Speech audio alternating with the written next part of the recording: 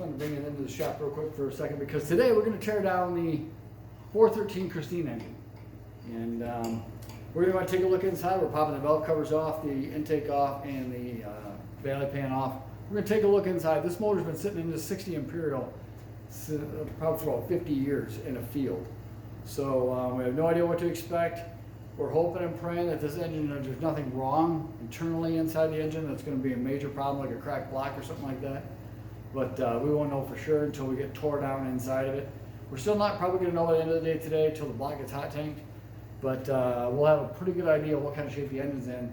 And we're hoping that it's really super clean inside. But like I said, if it's sitting 50 years, we do know it did have oil in it sitting there. So it did have oil in when we checked it. So that's a good thing.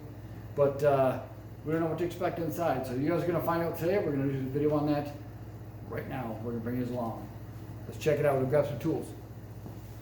Taking a look inside the valve cover, I'm not too impressed. I do believe this probably would have been a Pennzoil engine at one point. That's good stuff. She has got a lot of corrosion in there. She looks just more like a milkshake. Doesn't look happy. There's yeah, it's pretty rough. But I don't see any physical damage Not yet. to any of the components yet. That's We're working on the other valve cover currently. You ready to take that off and yeah, because I already took this side off. Whatever, I did it. Sludge everywhere in here. Not good. So let's we'll know more. We're gonna take the other valve cover off and then take the intake off and see what that holds for us. All right, come on over. Let's take a look at this. We got the passenger side of the valve cover unbolted.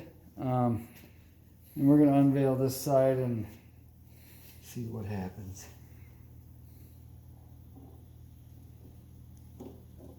Oh. And that's not a good, oh. What flavor do you think that is? That is definitely probably not like 1030 or nothing. That's pretty thick stuff. That's like, kind of like my grandma's apple fritters. Kind of looks like. Not so much the texture, but the color. You know. It's yeah, those are some pretty nasty apple fritters. I'm kind of worried to pull the intake off, to be honest with you. I don't know why I'm worried about this getting in there. It's not like, you know, any more sludge is gonna hurt it or nothing. And I'm kind of wondering. I mean, that these intake bolts are probably not going to break loose, is my guess. I might just have to get an old impact on them. I say we just do the simple fix. We stick the valve cover back on and pretend we didn't see it. Yeah, well, we could do that, but the problem is we got to get in there. We got to. But if we put it back on, then we can sleep at night. This is just a nightmare. Yeah, that's. I mean, look how thick that is.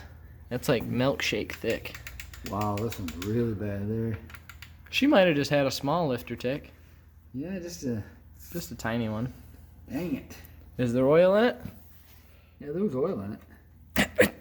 I checked it. When we first checked it, there was oil in it. And it didn't look like this. But it obviously hasn't ran through the motor in a long time. Obviously not. Oh, yeah, there's. Dang it, man. You want to see what 50-year-old oil looks like?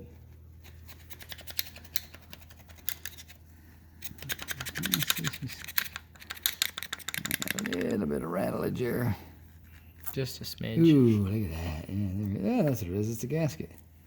That's what makes it look bad, the gasket. Yeah, I don't think that's it. Oh, man, I can't wait to get this stuff out of there. That's just, yeah. All right, guys. Here's the Christine motor here. We pulled the valve covers off.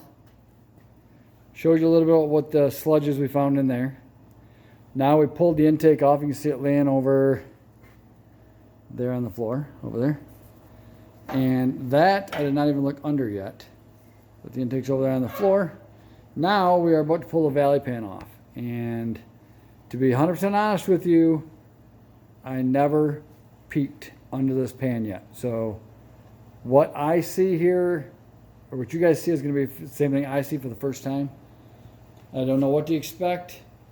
Inside the ports, It didn't look too ungodly bad, but I have no idea what to expect. Yeah, in there, in that stuff. And that could not be good. But let's take the valley pan off. I did crack it loose, is all I did. And make sure it's loose all the way around. It is loose, and I'm kind of scared to look. I'm not gonna lie. Oh, please be okay. Please be okay. Hey, she just looks sludgy. Let me empty this pan off in the trash. Pan is definitely shot. She's got a little rotten hole in it. She's got a little rotten hole right there. Boop. Boop, boop, boop. The hole right there. Okay. So we're definitely going to have to get a new pan for it. That's no big deal. I expected that. But overall, I'm going to grab the camera here and bring you guys in. So bear with me here. I'm going to kind of loosen this up a little bit. Give you a little stand here a little bit. We're going to bring you in here and check this out kind of with me. She's very, very sludgy, but doesn't look too ungodly bad. You can see the gears in there, the distributor, the camshaft. Take a closer look at the camshaft. Kind of see what we got here. I don't remember how many miles the car had on it.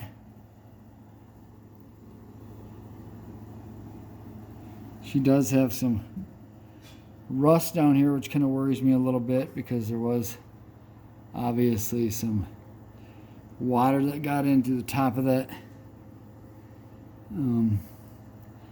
pan, to that hole. And that kind of worries me as to what I'm going to find down below. But yeah, it doesn't look as bad as I thought it would. There's actually a lot less sludge in here than what was in the valve covers. Let's see here. And they're all, see a little, rocker arms are a little loose. Some of them, some are like super, super solid. So yeah. Anyway, that's what we got there. You can see the sludge inside there. Whew. Yeah. All right, well, we're gonna continue moving forward. I'll probably pop the gooseneck off there and some of the other accessories off the engine. Try to get the exhaust manifolds off there. Stuff like that. Because I don't know. That's what we got to work with though, so far. So we'll take everything else off. We'll get the distributor pulled out. Gooseneck off it.